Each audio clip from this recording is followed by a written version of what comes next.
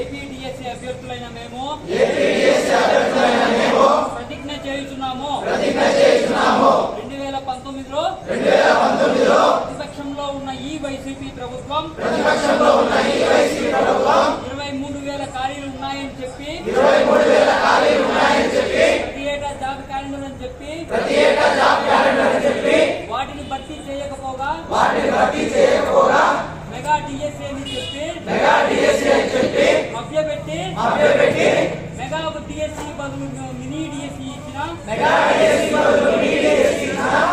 ఈ ప్రభుత్వాన్ని 5 సంవత్సరాలుగా ఎదురు చూస్తున్న 10 లక్షల మంది అభ్యర్థులు తగిన గుండెతో ప్రతిజ్ఞ చేస్తున్నాము. రాబోయే ఎన్నికలలో